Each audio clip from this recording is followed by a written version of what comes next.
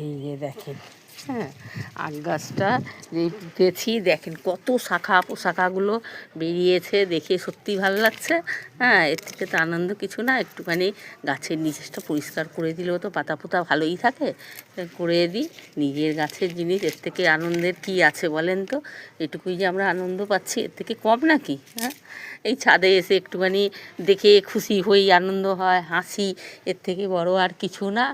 আর কমলালেবু গাছের এই যে ডাল পাতাগুলো মাথা দিয়ে কেটেছিলাম, দেখছি পাতাগুলো বেরোচ্ছে, নতুন পাতা। আর শাখা পোশাখাগুলো দেখেন না সাইড থেকে অনেকগুলোই দেখেন, এই যে এইগুলো দেখেন, এগুলো শাখা পোশাখাগুলো বেরোচ্ছে এখন। কখন গিয়ে জানি না, যাই হোক, গাছটা তো বাড়ুক আগে, তাহলে পরে ফলের চিন্তা, ফলের চিন্তা করলে তো হবে না। গাছ লাগালাম যে ফল খাবো সেই আশায় তো না, গাছটাকে বড় হোক, সুস্থ হয়ে ভালো হয়ে বড় হয়ে উঠুক, এটাও তো আমাদের আনন্দ।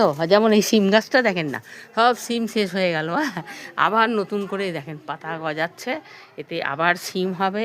এদের তো আনন্দের বিষয় আর কিছু নেই। হ্যাঁ, এই যে শিম গাছটা দেখে, এটাও তো আমাদের একটা আনন্দের বিষয়। হ্যাঁ, দেখেন নতুন পাতা কি সুন্দর গজাচ্ছে, দেখেও তো ভালো লাগছে। হ্যাঁ, নতুন পাতা, এইগুলো দেখেও তো আমরা আনন্দ পাই। আর একটু পাতা পোতা একটু পরিষ্কার করতেই হবে।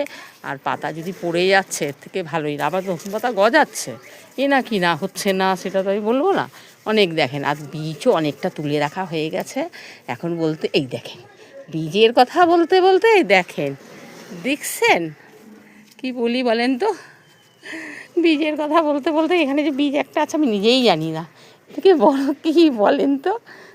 এই দেখেন, বীজটা যে তুললাম, তুলে রেখে দিই, এটা শুকিয়ে যাবে, এখন কালো হয়ে গেছে, ভেতরটা কালো কালো মনে হচ্ছে, কালো হয়ে গেছে, রেখে দিলে শুকিয়ে গেলে আবার তুলে রেখে দেবো। বীজের কোনো ব্যাপার না, আমি এতটা ভাবিনি এত বীজ পাবো, জানেন তো?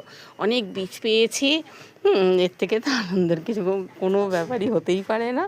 আর দেখেন এখনই বীজের কথা বলতে বলতেই বীজ পেলাম, তারপরে দেখেন নতুন করে ফুল আসছে, দেখতে পাচ্ছেন তো? দেখেন, এই দেখেন নতুন করে ফুল আসছে, তার মানে আরেকবার সিম পাবো।